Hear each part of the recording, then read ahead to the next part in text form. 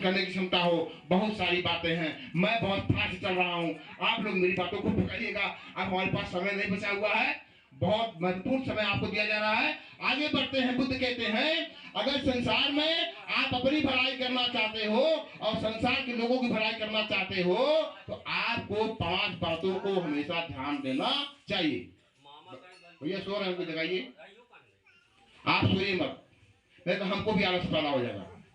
तो जो है तो मुझसे आप बात करिए, मैं आपको देखिए बात करो। बुद्ध ने कहा संसार में आप अपनी भलाई करना चाहते हो और संसार के लोगों की भलाई करना चाहते हो तो आपको 5 बातों को हमेशा ध्यान रखना पड़ेगा। 5 नियम मैं बता के चला जा रहा हूं। कौन सा नियम?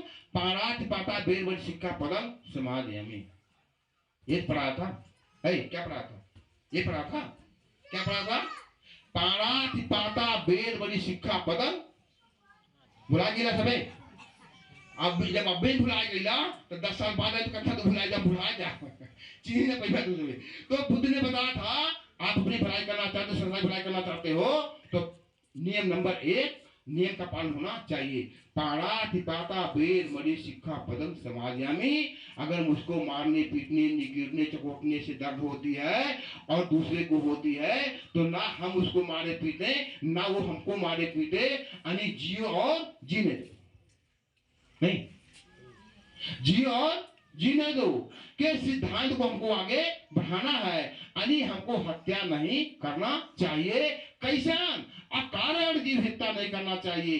बुद्ध ने पूछा कारण जीव हत्या कैसे नहीं करना चाहिए? कहते अगर आपके घर में सांप निकल आया है, आपके चारपाई के नीचे है, फुंकार मार रहा है, जहरीला है, तो आप उसके मार देना चाहिए। क्यों?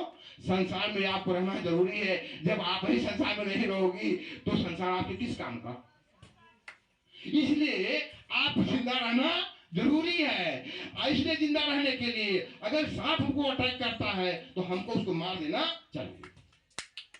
इसलिए लेकिन अगर मार नहीं रहा है, काट नहीं रहा है, जात है गलियारे में की खेते को जात है तो चला जाएगा भाई, का तो चले जाने दीजिए भाई,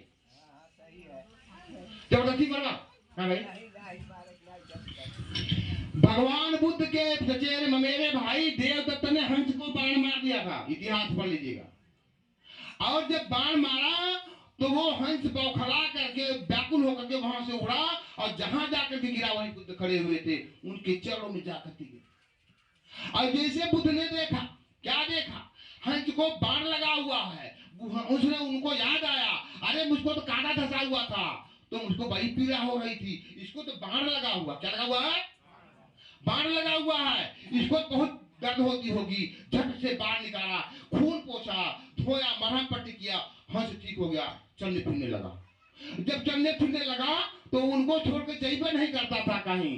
देवदत्त को 2-3 दिन के बाद पता लगा, किसी साथी ने बता दिया, अरे देवदत्त कहा उस दिन जब हम लोग गए थे शिकार करने के लिए, जो तुम्हारे तर्कस से बाण निकला था उससे एक हंस लगा था ना? हाँ लगा हुआ था। कहे वो कहाँ गया? कहे भाई उड़ गया, पता नहीं कहाँ गया। कहे पता नहीं कहा। वो हंस उड़ करके बुद्ध के पास गया और बुद्ध उसको बचा लिए हैं और उनके साथ वो रहता है। अच्छा देवदत्त नहीं बताओ, हमारे मच्छरदानी लेके जाए, हमारे मच्छरदानी जल्दी सधरी आ गई है बरसाते में, वो उतनी हवा न होई। तो देवदत्त को उकसाया गया, बताया गया। उसने कहा जब तेरे बाणों से मारा गया हंस है, वो हंस तेरा है। सिद्धार्थ बेवजह में लेके घूम रहे हैं, जाओ तुम अपना हंस ले लो। और देवदत्त टमटमाता हुआ गया बुद्ध के पास, कहा कब्बो को चीटी ना मरला, आपको बतख गौरैया ना मरला, किलहटी ना मरला, हाई हंसवा हमारे जो घूमत है।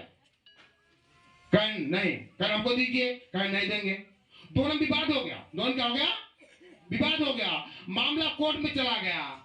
जब कोर्ट में पहुंचा राजा के पास तो दोनों ने अपना पक्ष कहा। तो देवदत्त से पूछा गया कि अरे भाई तुम्हारा हंस कैसे है?